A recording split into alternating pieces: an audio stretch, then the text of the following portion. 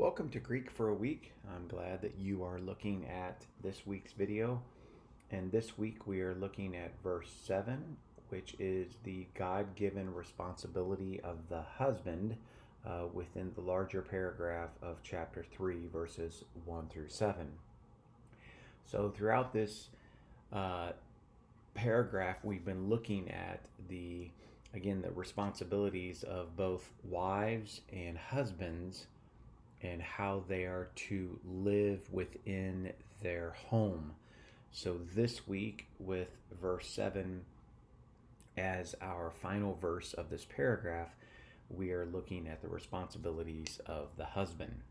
So Peter says, in the same way also, husbands live or dwell according to knowledge to the wife as the weaker vessel.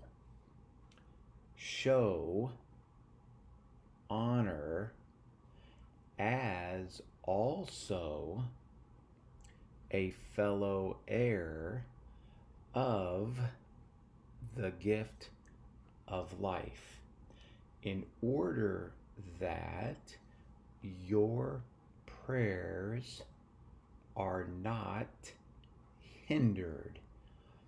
So here in this particular verse, Peter again uses the hamoios.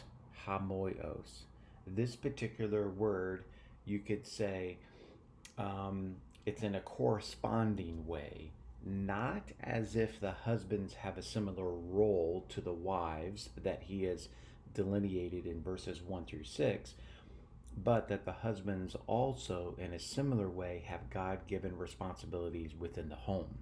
So he uses this particular word, the hamoios, he uses that as a connector to lay out then the instructions for the husband.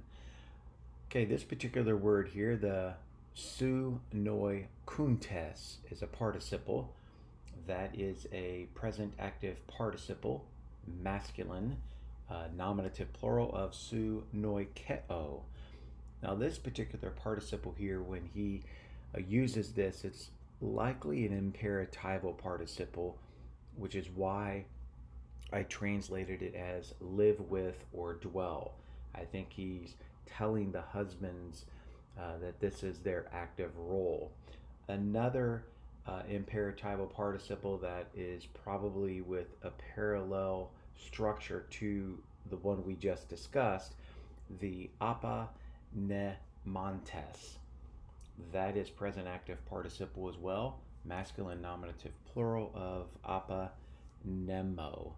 Now again, this one up here is live with or dwell, and then this one down here is to show, and in this case, show honor here. So I think both of those are parallel in structure. The charistos here, it does mean grace. It's likely an objective genitive, but what's interesting is I've looked at a few commentaries, and we may not go with grace here, but rather the gift. It's the gift that God has given the husband, that is the wife, who also is a fellow heir of this life, this eternal life that Peter has been looking at even from chapter 1.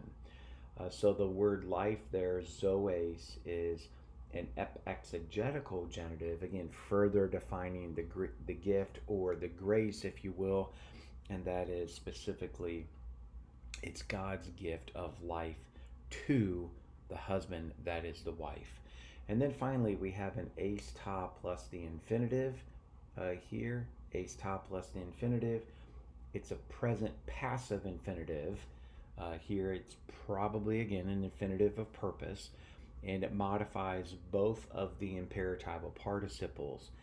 That is, he wants them to live or dwell according to knowledge, as well as he wants to show honor to the wife in order that, and then here's our negation, in order that specifically your prayers are not hindered here.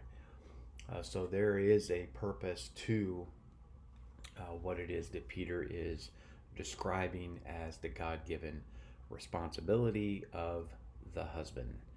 So I hope this has been helpful. This is verse 7. We will look at next week, we will look at chapter 3, verses 1 through 7. We'll diagram that and see how it might be best to present this in a congregational setting. So, what a preaching or teaching outline might look like. Have a great week. Happy New Year.